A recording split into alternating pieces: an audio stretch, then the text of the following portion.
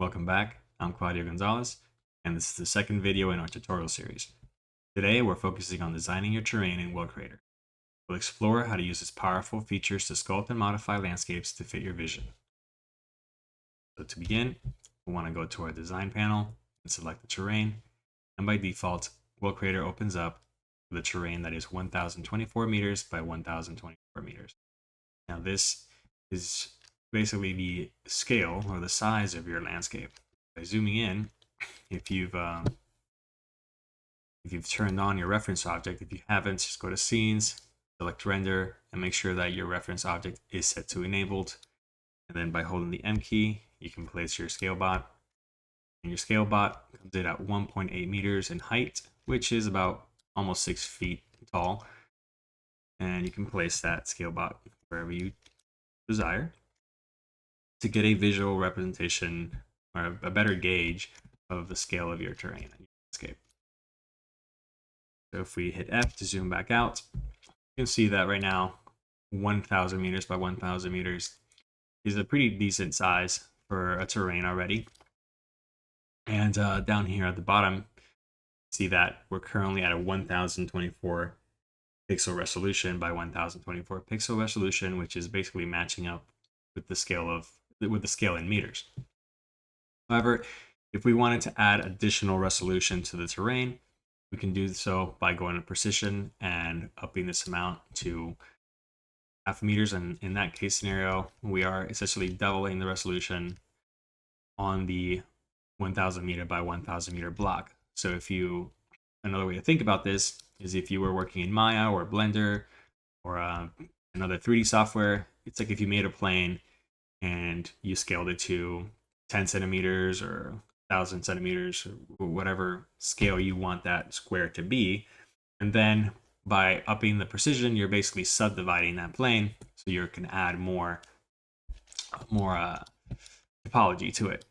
And that'll help when you're doing displacement, which is pretty much what we're doing here in World Creator, is where we have a suite that controls a series of different filters, which are essentially noise patterns, and I'm sure other various algorithms that are running. I'm not really sure how they built it, but it basically displaces this card to make it look like it's mountains or valleys and whatnot.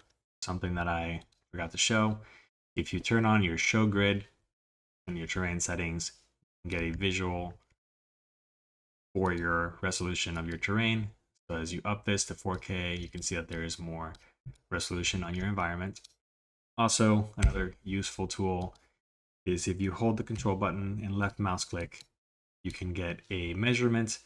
And this is another useful way to tell kind of how the distance of your paths might be, or the distance between hero assets that you plan on placing on your. So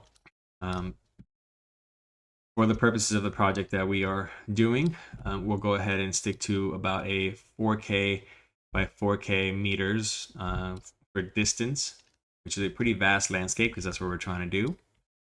And for resolution, I'll keep it to 1 meter because when I export out the maps, so let's go ahead and zoom out here. So if we were in a UV editor, this hopefully is familiar to some of you with some 3D experience.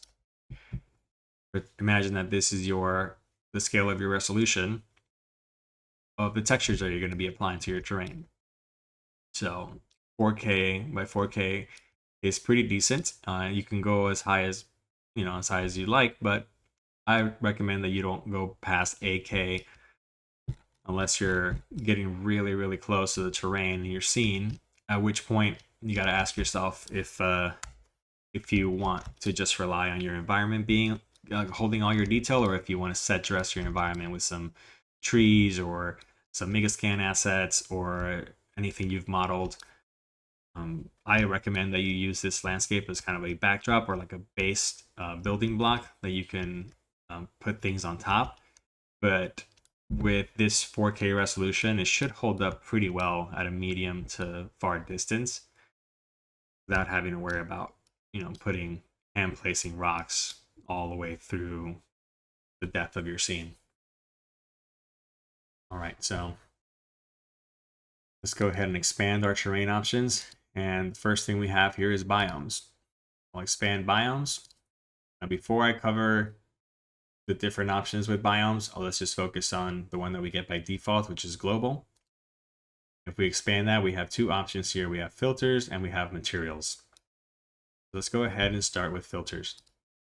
To add a filter, click the plus icon, and you can navigate through the different options. Now, by hovering over the different filters, you can get a preview on your viewport of what that filter will do by default. Let's pick something like a border blend here. By selecting that, it now shows up in my menu. I can expand that as well, and I get a distribution, which is where I want that filter to take place. So I can add a distribution option. Now there's plenty of options here. Some of them you have to create before you can use them, and some of them just work out of the box. So let's go ahead and let's pick a mask for now, and we'll revisit that in a little while. Now, since I have nothing made for a mask, right now it's not impacting anything. So you could see that it just went back to the default, which is the same as if I had nothing applied. And we can check that by hiding our options here, hiding the layers with these little eyeball icons. And you can use this across the different options that you have in World Creator for materials, filters, shapes, etc. As you can see, anything on the terrain you can pretty much hide. So we'll go ahead and keep it visible. And let's go visit the mask option really quick. So down here we have mask layers. We'll go ahead and create a mask layer by hitting the plus icon. And now by default, that mask is impacting the entire width and height of the terrain. If I wanted to change that, I can select the little dot options and pick the range and drag it around. And this is basically determining my paint region. So now let's say I wanted this to be my paint region. I can go to edit and I get these brush tool options on the left hand side, and I can paint with the different brush options that we have. So I'll zoom in here a little bit. My brush size a little larger so we can see it, and I'll start painting my mask. So now, if you can tell, if I paint all over the place, I'm limited to the border of where I set my paint region to originally. Now, if I want to actually have that paint region be the entire terrain, I can hit the fit to terrain option, little button here on the right hand side. Or before I do that, let me show you can rotate that region. You can also scale it by hand. But let's go ahead and hit blend fit to terrain, and it scales it up to fit to the entire terrain. Now do keep in mind that if you were painting before and then you hit fit to terrain, it will scale your paint work.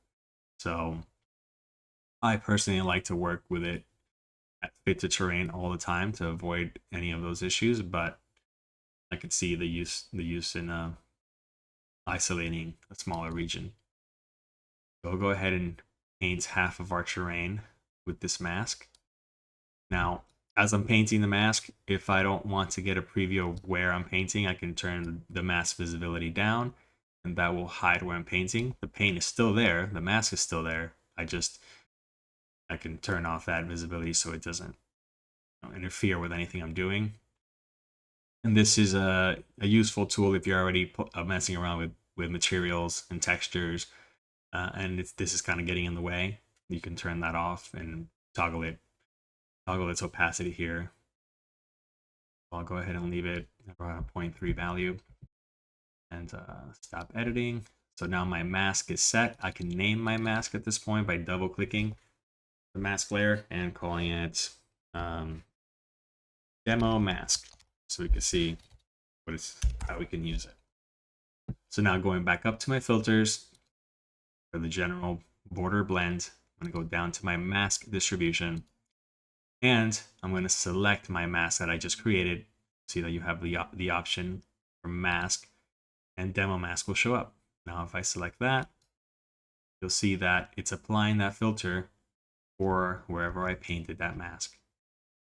If I want to adjust that, I can go back down to my mask, edit. Now at this point, I might want to just turn off my visibility and just paint wherever I want that mask to take effect. So do make sure that you're naming your mask to something that makes sense for your workflow. Otherwise, you'll get lost very quickly, or you'll start redoing work. But I'll go ahead for now, delete the mask, delete the border blend, just go through a few of the other filter options that we have. Plus here, we have the add set option, which I like to use when I want to flatten a region of the terrain. So in this case, I know we are making some hero assets for some of the projects that we're working on in class. So you can go ahead and use this to flatten out the section where you want to place your hero assets. Or you can also do this in Unreal if you're working in that DCC. You can sculpt, or quite frankly, any of the DCCs that we're using, you can go ahead and sculpt and flatten out the region where you're placing your hero asset.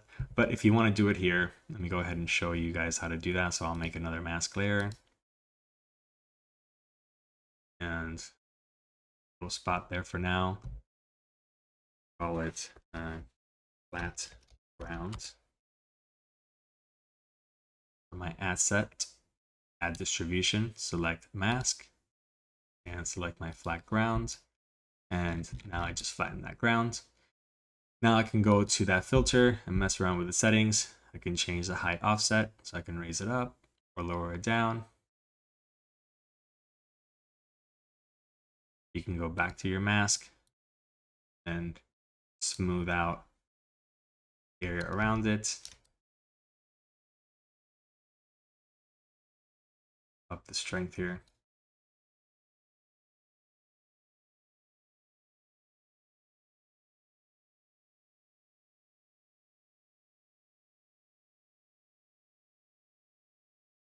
As you can see, this is one way of doing it.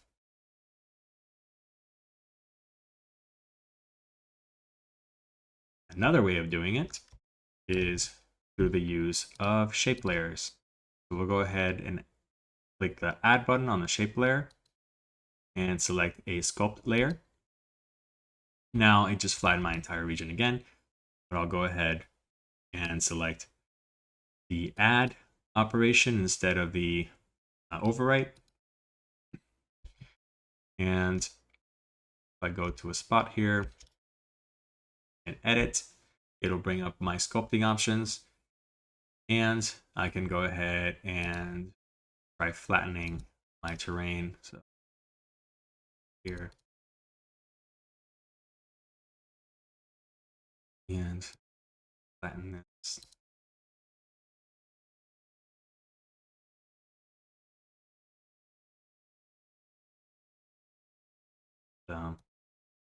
And so it's a little bit more of a back and forth to get it nice and flat, but it's another tool that you can utilize. And you can also mess around with the different settings. If you want to add a sculpt on top of what you're doing, you can certainly add stuff.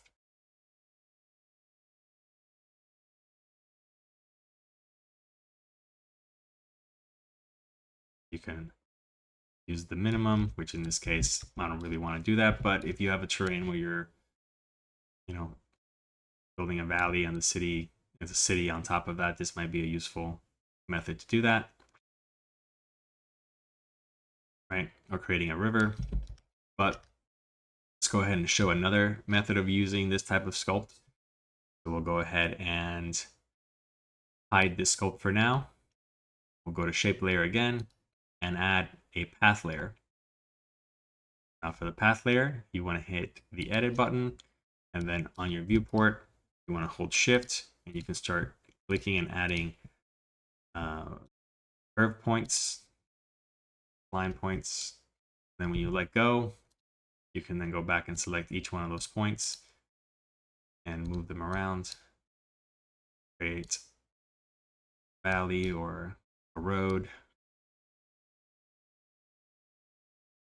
And mess around with the settings here.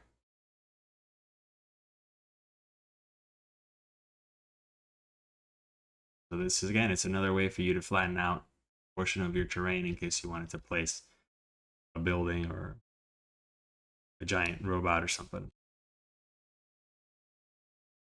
All right. So now let's say you want to make a path for character, right? You would think that the path options would be the best, but I found a better workflow to be combining a mask um, with a filter or a shape layer. So I'll go ahead and place a guy right here, my reference scale bot. And I'll go to masks. I'll add a new mask and I'll call this path. Go ahead and scale down my brush to about the size of a path.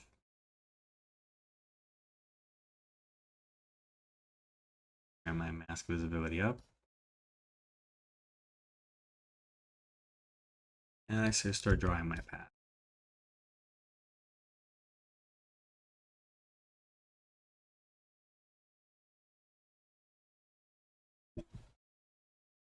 So now that I have that set, go up to filters, add a filter, and I can do an add set again. Go to distribution, mask, path, and I can dial that up to start sculpting my path. Now in this case, it's doing it to the entire region, so it's not really following the curvature. So I can try a different one instead if that's not the desired effect I want. It could be the desired effect if you're doing a bridge, but let's say I wanted to follow the curvature. I can mess around with some of the other settings or some of the other filter options. Try a flatten instead. I don't know if this will work, but let's give it a shot.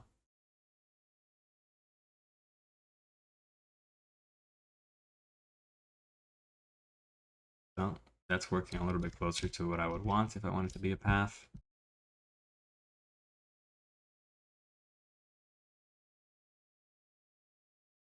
And I can go back to my mask for the flat grounds and adjust that as that's the wrong one. I'm going to hit path instead. And I can take off my mask here, visibility, and start sculpting. Smooth that out as well. Now I'm creating a nice little spot that I can put a path, rocky path or whatnot for my guy. So that covers path layers or shape layers for path and sculpt, mask layers as well. Let's see what else we can go over. Let me go ahead and cover some additional features that World Creator has. So for biomes, right now, all the work that we've done is under the global biome. We can go ahead and add a new biome. And by doing so, notice that it is currently overwriting a lot of my previous biome settings, right? It's maintaining my path, my shape layers, but it's ignoring the rest. It's ignoring everything that I did with my filters in that layer below. Now, this is useful if you wanted to create some unique different biome, which is why it's called biome, or a complete different set of filters and materials for a section in your environment. So let's go ahead and make a filter on the biome, and let's do something that is clearly different than what we have. All right, so I think this looks fairly different here. we'll want to go ahead and add the biomes to biome layers. So we'll go ahead and add our global by clicking the little layer icon on the right hand side. And now it added it down here to the biome layer. And we want to do that as well for the other biome that we made. Now I highly recommend you name these before you start doing this, just so that you have some organization. Now here on the biome layer, I can go ahead and select the layer that's above and hit edit. And let me turn on my mask visibility. I can hit paint and paint where I want that biome to reveal itself.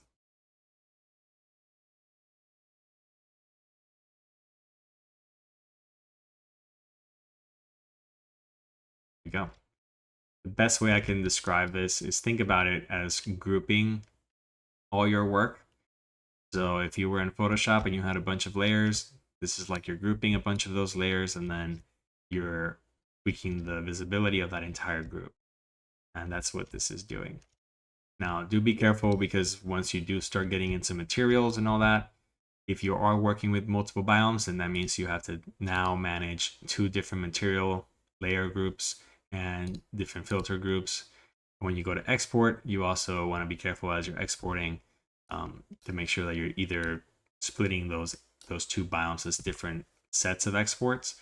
You could do it all in one, but just it all depends on what your intent is as you're doing that.